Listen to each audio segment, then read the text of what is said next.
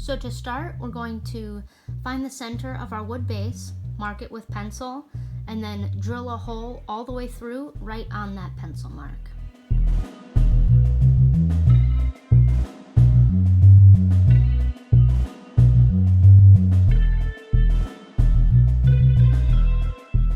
Next, we'll pre-drill a hole as straight as we can through the base of our branch, and then we will clamp down our base and attach the branch onto our base with a screw going through the base and then right up into the branch through the pre-drilled holes.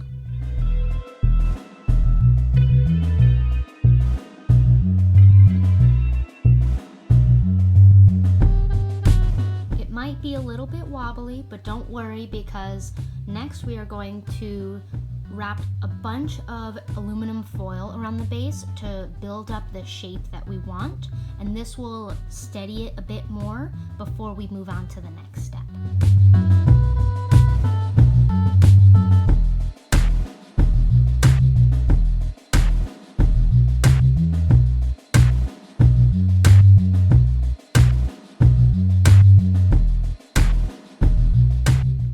Now, using air dry clay or modeling clay, we're going to start to sculpt the base of our tree, and we're going to cover all of the foil. We're going to go up onto the branch itself a little bit and then also onto the base, so that way it really looks like one connected piece and we don't see the seams of each of these items.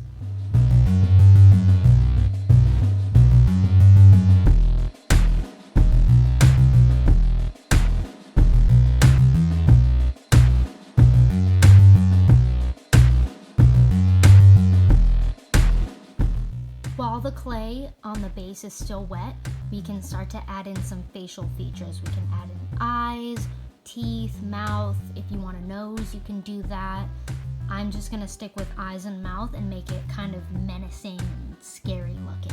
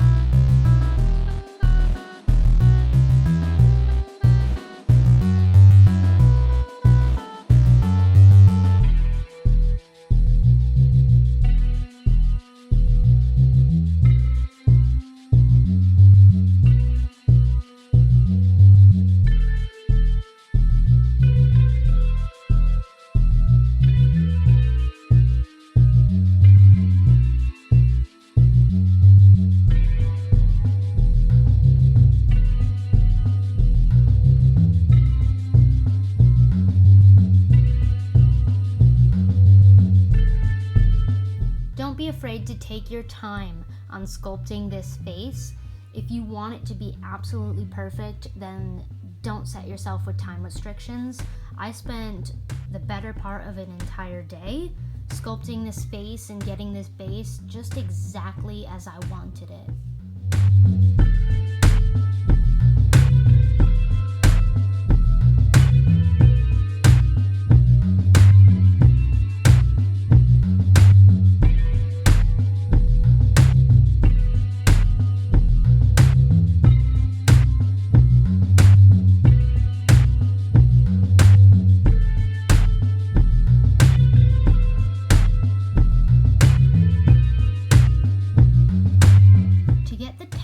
Of the bark to look realistic, I'm using the ceramic tool that looks kind of like a metal brush.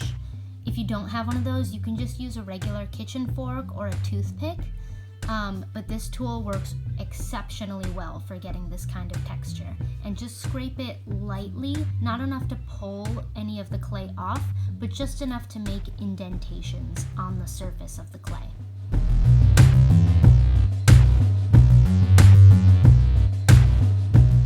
Want to make sure that we cover every square inch of this tree base. We don't want to have any smooth parts other than the eyeballs themselves and the teeth. Once we're done adding the texture, we can go ahead and use a needlepoint tool to carve in some little extra details. I put in a few swirls and little indents and nooks and crannies all over to make it extra spooky and realistic.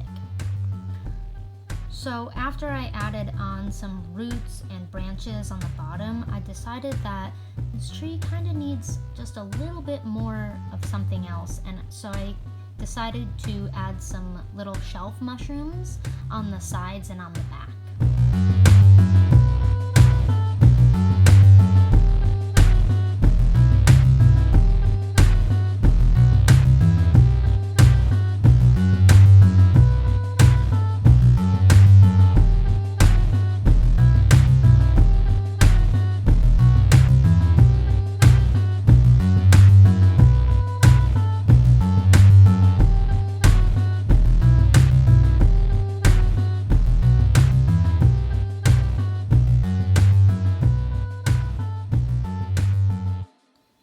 Touch up any little nooks and crannies and crevices and smooth them out, perfect any little details, and then we'll set this bad boy aside to dry.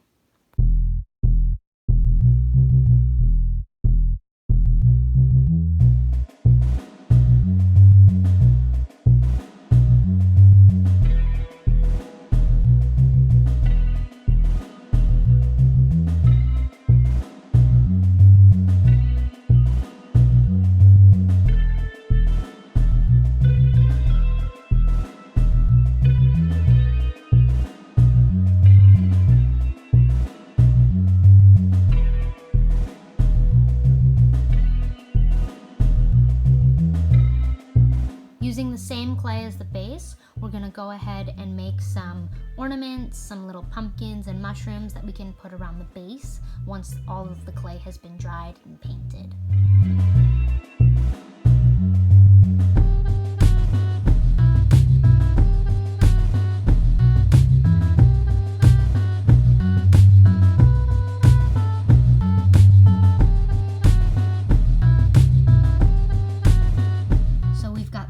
Pumpkins, a witch hat, some upside down crosses, some blood drips. I've got a couple of spears that I'm gonna turn into eyeballs, a mushroom, all types of things.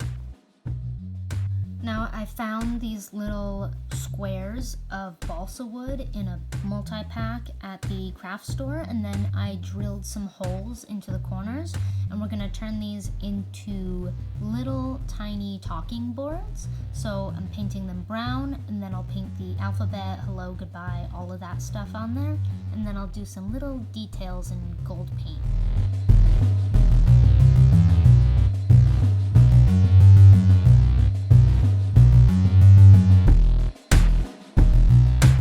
The silicone mold in the baking section at the craft store, filled it with some air dry clay to make a couple gravestones, and then I painted them gray. Now we can move on to painting our ornaments now that our clay has dried.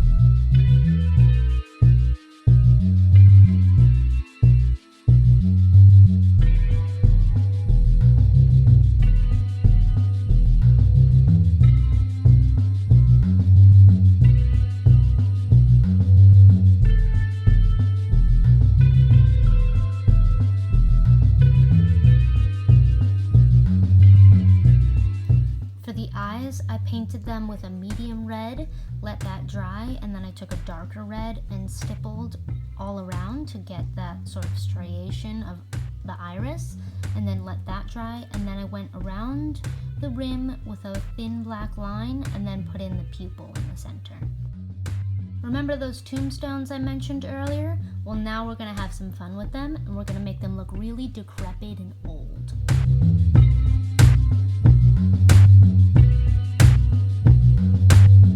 Start with some brown paint and a thin brush, and we'll go over all the little cracks and things all over the tombstone so it looks like it's full of dirt.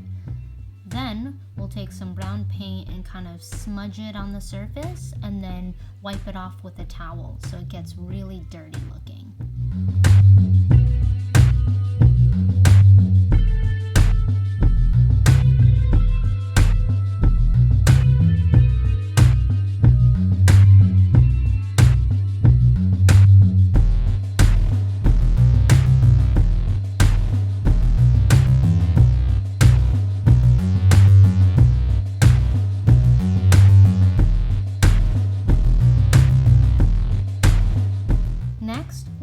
Some black paint all around the bottom of the tombstone where it's going to be sitting in the dirt, and then we'll put some brown just above it and kind of blend it in so it kind of lightens as it goes up the side of the tombstone.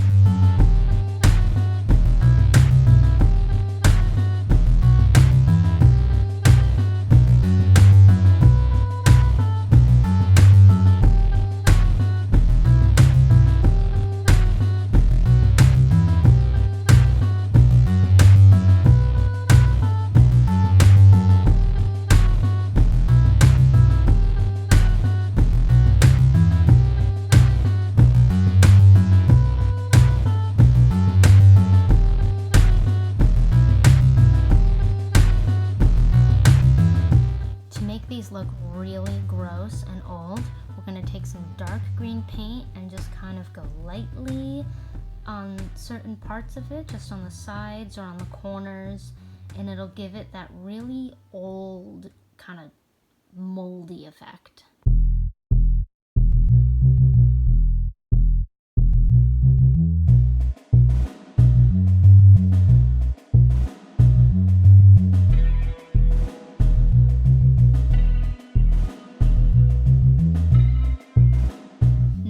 Let's focus our attention back on our tree. We can start with a nice, just neutral brown, medium brown as the base.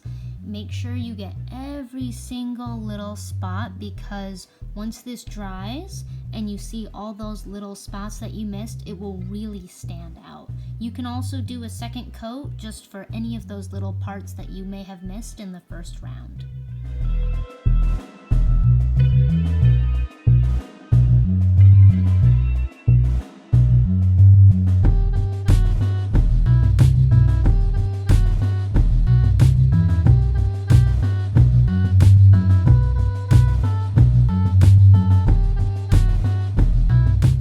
Once the brown paint has dried, we can go ahead and mix sort of like a grayish light brown color.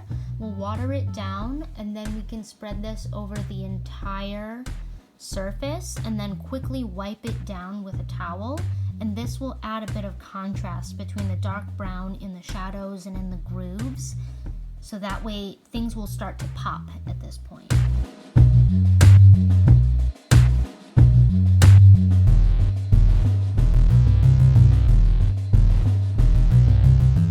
We're going to use the same light grayish brown color to do some highlights. We'll go on top of the branches, certain spots on the bark, just here and there to really make things pop even more dramatically.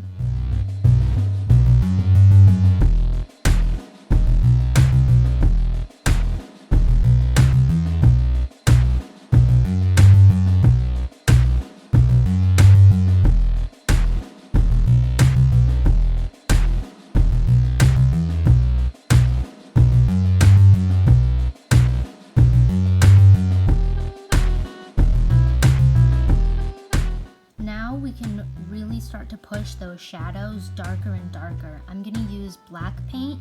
You can use that, or you can use dark brown, whatever suits your fancy. And I'm going to put it in all of the deep cracks, deep grooves on the inside of the eyes, all these little holes that I sort of carved inside the swirls. Do the underside of any of the roots or branches so it looks like a shadow also. And to get that dark color to blend nicely, take a clean brush, dip it in some water, and then dry it off just so it's a little bit damp. And then that way, when you hit the edges of the dark paint, it will blend it very smoothly into the paint that's already there.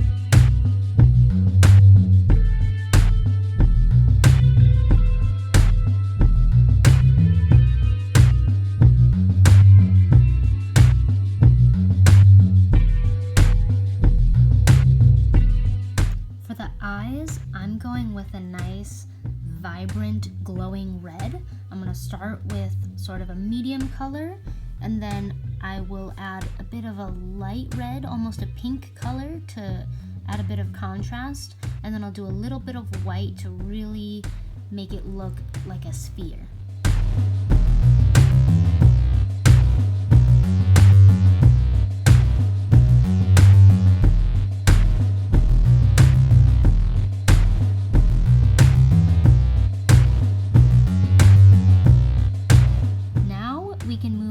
To this sort of wood disc base, and we will add all of the foliage and leaves and all of that really fun stuff that pulls this whole thing together. So we'll start with some brown ground cover, and I find that the fastest and easiest way to get this on is with a hot glue gun. Once you've got all your ground cover where you want it, go ahead and pick up this whole thing and give it a good couple of smacks on the back, and that will release any loose pieces that didn't get glued down.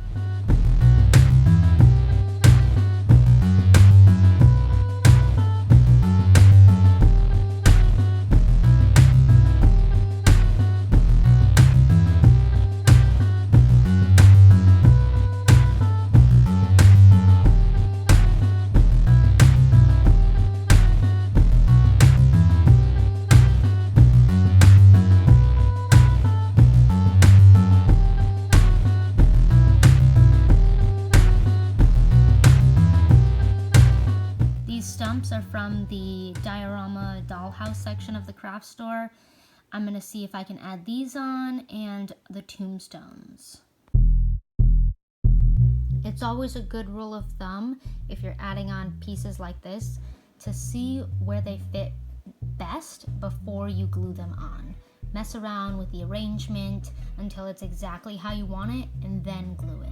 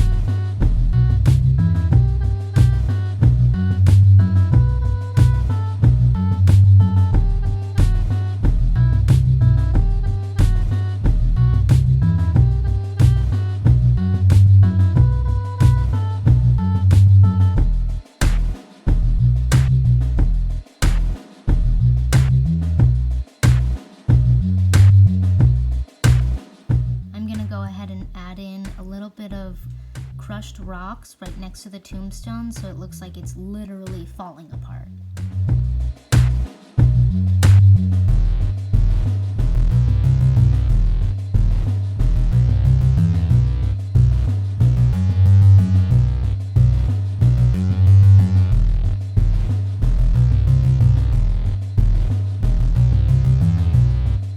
Now I'm adding in some moss, which is real and dried, and then we're gonna go all around the edges, tuck it under some branches, make it look like it's growing all over the place.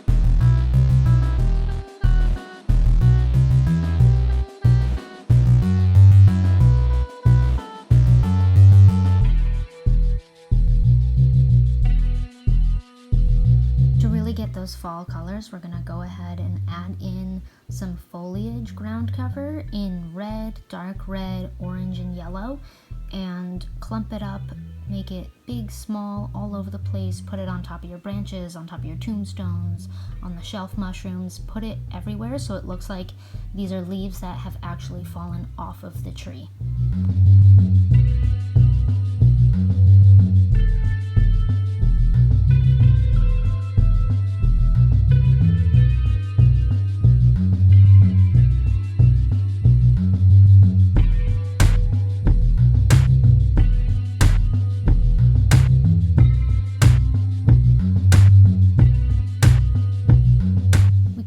Some tall dried grass and just do a little clump here and a little clump there.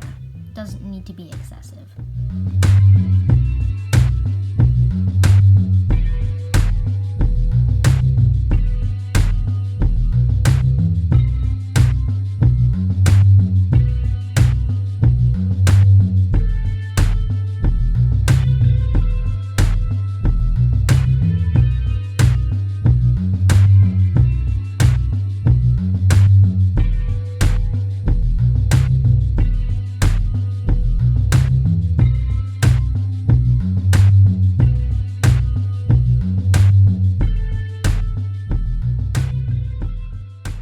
String up your ornaments, hang them on there, pop in some pumpkins, and call this done.